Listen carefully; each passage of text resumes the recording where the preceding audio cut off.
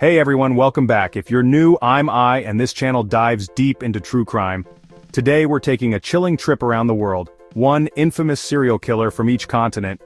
We'll be covering some dark stories, so if that's not for you, feel free to skip this one. For those fascinated by the darkest corners of human nature, get comfy. This is going to be intense. These are the names that haunt nations, the crimes that left scars still felt today. We'll focus on the facts, using only real archival photos and news clips out of respect for the victims. No sensationalism, just the truth behind these terrifying legacies. Ready? Let's start in North America. North America's most notorious? Ted Bundy. In the 1970s, Bundy was the picture of trust, handsome, educated, even studying law. But behind the charm was a predator who preyed on kindness, faking injuries to lure young women. His crimes spanned multiple states: Washington, Oregon, Utah, Colorado, and Florida, leaving police struggling to connect the dots. Bundy targeted college-aged women, many resembling a former girlfriend, enacting twisted revenge. He abducted, assaulted, and murdered with chilling brutality. What set Bundy apart was the media circus. He represented himself at trial, charming the courtroom and the public.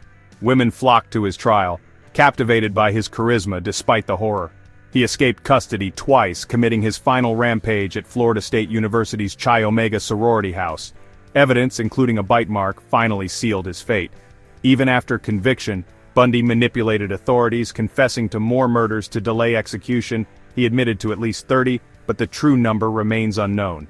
Bundy shattered the illusion of what evil looks like. He was the friendly neighbor, not a shadowy figure.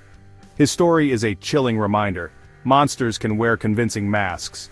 He changed how America viewed safety, trust, and the face of evil. Bundy's legacy is a warning. Sometimes, the most dangerous people are the ones you'd least suspect. His crimes haunt the public consciousness to this day. The world learned that evil can be charming, calculated, and terrifyingly ordinary. Bundy's case forever changed the way we see strangers. He remains the ultimate cautionary tale. Let's move south. South America's nightmare, Pedro López, the monster of the Andes. López preyed on young girls across Peru, Colombia, and Ecuador, often targeting the most vulnerable in indigenous communities. He gained their trust with gifts, then lured them away to isolated locations. His victims were often just 8 to 12 years old. López was first caught in Peru but shockingly released by local authorities. He continued his spree, leaving a trail of missing children. In 1980, a mass grave in Ecuador exposed the scale of his crimes. López confessed to over 300 murders, leading police to dozens of graves. Despite this, he was sentenced to just 16 years, the maximum at the time. He served only 14, then was released, declared insane in Colombia, and later freed on bail. Since 1998, López has vanished, his whereabouts unknown. Authorities believe he may have killed again. His case is a terrifying example of justice systems failing, especially across borders. The lack of communication and lenient laws let a monster slip through the cracks. López is the ultimate boogeyman. His crimes haunt hundreds of families, and he simply disappeared. His story is a chilling warning about the dangers of impunity. The monster of the Andes remains one of history's most prolific and elusive killers. His legacy is a scar on an entire continent. The pain he caused is unimaginable, and the fear that he could still be out there is bone-chilling. South America's darkest chapter. Now, to Europe. Europe's terror, Andrei Chikatilo, the butcher of Rostov. In the secrecy of the Soviet Union, Chikatilo preyed on men, women, and children for over a decade. A meek, unremarkable man on the surface, he was a predator of unimaginable cruelty. He lured victims near train stations, using his job as cover to travel undetected. His crimes were exceptionally brutal, marked by extreme violence and mutilation. Soviet authorities, in denial that serial killers could exist in their society, failed to connect the murders. This denial led to wrongful arrests and even executions. Chikatilo was arrested in 1984, but released due to a rare blood anomaly that confused investigators. He continued killing for 6 more years. Operation Forest Stripe became the largest manhunt in Soviet history. In 1990, he was finally caught acting suspiciously at a train station. In custody, he confessed to over 50 murders. His trial was a media sensation. He ranted in a cage, while families demanded justice. Chikatilo's case exposed deep flaws in the Soviet system, and forced the country to confront a new kind of evil. He was convicted and executed, but the scars remain. The Butcher of Rostov is a grim reminder. Denial and bureaucracy can let monsters thrive. His crimes shattered the illusion of safety in even the most controlled societies. Chikatilo's legacy is a warning about the dangers of ignoring the unimaginable. He left a scar on Russia that endures. Evil can hide in plain sight anywhere. Europe's darkest predator. Next, Africa. Africa's horror, Moses Sithole, the ABC murders. In post-apartheid South Africa, Sithole exploited hope for a better life, posing as a businessman offering jobs. He lured women to remote locations, then assaulted and murdered them, leaving bodies in open fields. His crimes spanned Atteridgeville, Boksburg, and Cleveland, hence the ABC murders.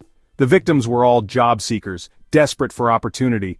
Panic spread as bodies kept turning up, and the media fueled the fear. Sithole's arrogance led him to taunt victims' families and journalists by phone, giving police a crucial lead. A dedicated task force used psychological profiling and traced the calls. In 1995, police cornered Sithole. He fought back but was captured. His trial was a national event. He showed no remorse.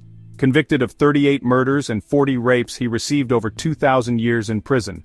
Sithole's crimes were a brutal reminder that even in times of hope, darkness can surface. He shattered the optimism of a new South Africa. The ABC murders left a nation reeling and a legacy of pain. Sithole's story is a warning. Predators exploit vulnerability, even in moments of triumph. His crimes haunt South Africa to this day. The scars remain. Now to Asia. Let's continue. Asia's shock. Tsutomu Miyazaki, the Otaku murderer. In late 1980s Japan, a country known for safety, Miyazaki's crimes shattered innocence. He abducted and murdered 4 young girls, committing acts too disturbing to detail. Miyazaki taunted families and media, sending letters and even remains to victims' families. His obsession with anime and horror films led the media to blame otaku culture, sparking a national moral panic. Police found thousands of tapes in his home, including videos of his crimes. The randomness and brutality baffled investigators. Miyazaki was caught after a failed abduction. His car and home revealed overwhelming evidence. His trial debated his sanity, but the court found him fully responsible. He was sentenced to death. Miyazaki's case left a deep scar on Japan, fueling fear and stigma around fan culture.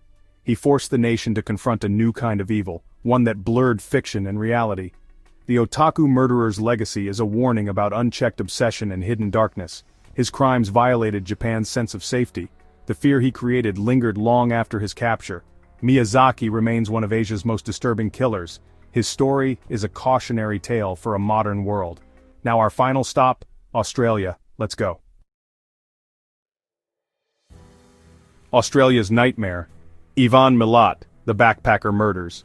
In the early 1990s, the Belanglo State Forest became a graveyard for young travelers. 7 backpackers, hitchhikers from around the world, were found brutally murdered.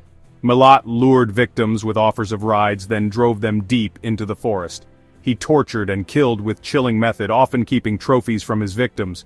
The case shattered Australia's reputation as a safe haven for travelers. Police struggled for leads until a survivor, Paul Onions, came forward with a detailed account. His story led investigators to the Milat family and ultimately to Ivan Milat. A raid on Milat's home uncovered evidence linking him to the murders. Milat was arrested, tried, and convicted of 7 murders, sentenced to life without parole. He never confessed, and some believe there are more victims. The backpacker murders left a permanent scar on Australia's psyche. Milat's crimes are a grim reminder. Even in paradise, darkness can lurk just off the main road. His legacy changed how Australia viewed safety and trust. The case remains one of the country's most infamous. Milat's story is a warning to travelers everywhere. Evil can hide in the most unexpected places. The forest still holds its secrets. Australia's darkest chapter. That's our journey. Let's wrap up. Stay safe. We've traveled the globe, exploring the darkest corners of human history. These killers changed laws, shattered security, and left legacies of pain. Their stories remind us, evil can be anywhere, in any form. It's important to remember the victims and learn from these tragedies. Thanks for joining me on this heavy journey. Let me know which case shocked you most and subscribe for more true crime. Stay safe out there. See you next time.